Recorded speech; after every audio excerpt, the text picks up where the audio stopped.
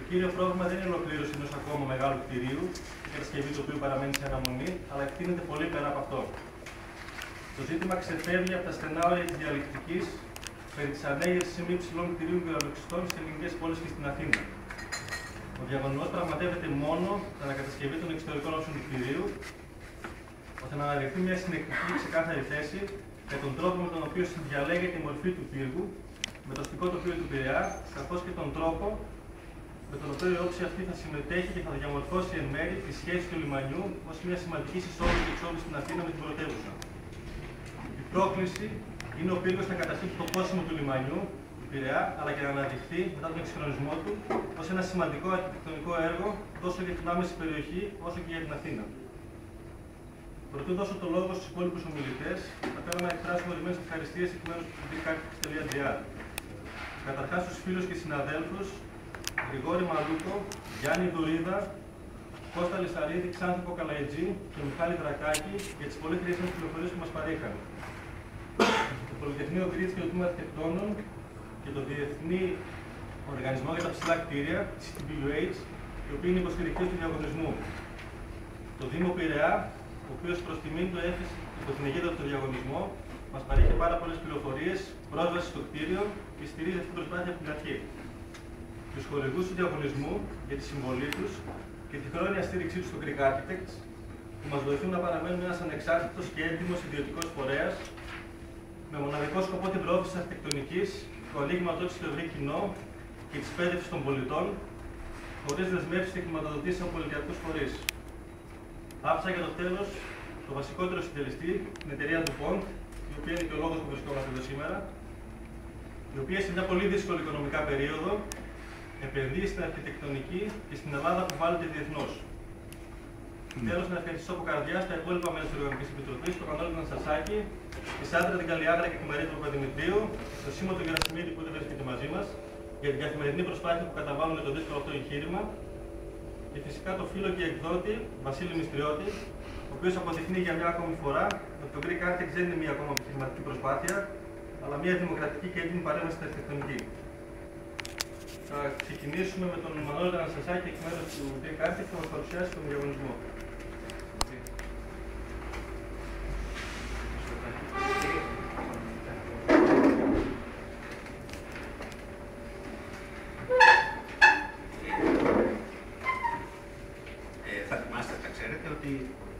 Ο διαγωνισμός αυτός είναι ο δεύτερος που διοργανώνει το Greek Architects.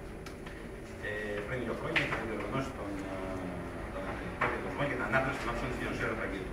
Μετά από 2 χρόνια διοργανώνουμε το συγκεκριμένο διαγωνισμό για την ανάπτυξη των όψεων του πύργου Πειραιά αυτή τη φορά. Το πρώτο θέμα με το οποίο καταπιαστήκαμε και με το οποίο θέλαμε να συμβάλλουμε στον αρχιτεκτονικό διάλογο αφορούσε ένα θέμα επικαιρότητας.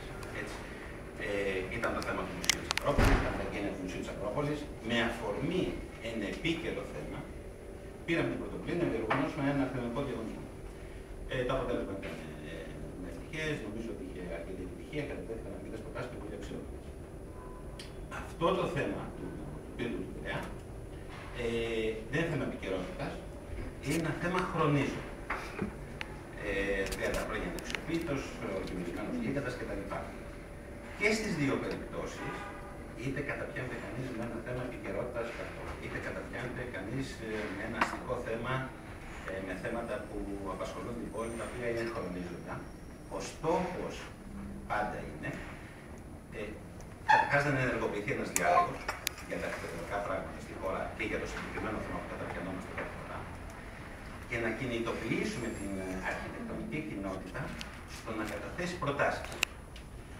Οι προτάσεις πάντα ενεργοποιούν έναν ευρύτερο διάλογο από μια θεωρητική κουβέντα.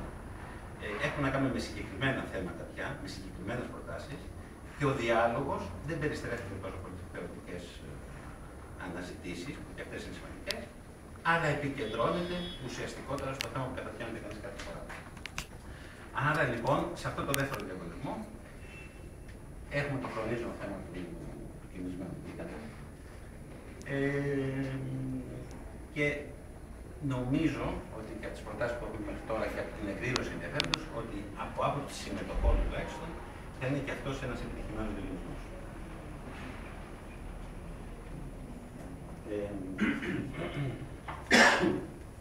Είναι αλήθεια ότι έχουμε να κάνουμε με ένα ψηλό κτίριο. Για τα ελληνικά μέτρα τουλάχιστον, με ένα μονογαλοξίστη και με τα διεθνή στάδια για ένα ψηλό κτίριο, το οποίο είναι και σε πολύ σημαντική θέση, σε πολύ περίεργη θέση. Ο στόχος βέβαια, νομίζω είναι προφανές, αλλά ας το υπενθυμίσω, δεν είναι να τεθούν ερωτήματα εάν η Αθήνα ως μεγαλύτερο τρόπο κτλ. Χρειάζεται ή όχι ευρωμεσίωση κτλ. Αν θέλετε αυτό το θέμα μέσα από αυτό το διαγωνισμό, θα ενδεχομένως, πιθανά, εγώ πιστεύω θα ενεργοποιήσει έναν διάλογο, αλλά αυτό θα είναι ένα παράπλευρο κέρδος. Εφόσον έχουμε να κάνουμε ένα ορολογξίστη και ένα υψηλό κτίριο, παράπλευρο κέρδος θα είναι ενδεχομένως κάποιες κουβέντες και κάποιος διάλογος να αναπτυχθεί και γύρω από αυτό. Δεν είναι όμως αυτός ο στόχος του διαγωνισμού. Ο στόχος του διαγωνισμού είναι να αναδείξει, να φέρει στην επιφάνεια ή αν θέλετε να αξιοποιηθεί ένα πολύ σημαντικό αστικό συμβάν στον Πειραιά και στο Λικανοπέδιο, που είναι ένα ψηλό κτίριο αναξιοποιητό. Αυτός είναι ο στόχος του διαγωνισμού και βέβαια να ενεργοποιήσει και να κινητοποιήσει τις προτάσεις της αρχιτεκτονικής κοινότητας. Σαν δεύτερο στόχο, ή αν θέλετε σαν παράπλευρο στόχο, έχουμε εκτός από τις προτάσεις που θα κατατεθούν, εκτός από την αρχιτεκτονική κοινότητα ελληνική, αλλά από ό,τι βλέπω και από τις συμμετοχές και διεθνή που θα καταθέσει τις προτάσεις της, είναι τελικά το συγκεκριμένο κτίριο, να ενεργοποιήσει την τοπική κοινότητα για να το εξηγήσει με τον τρόπο που εκείνη κρίνει προσφορότερα. Θα ξεκινήσει ο διάλογος, θα κατατεθούν οι προτάσεις και ενδεχομένως να επιταχυνθούν κάποιες διαδικασίες αξιοποίησης πλέον, είτε αξιοποιώντας, που το εύχομαι, το πρώτο ή κάποια από τα βραβεία, είτε ενδεχομένως με άλλες μορφές που θα κρίνει προσφορότερα ο κύριος του έργου.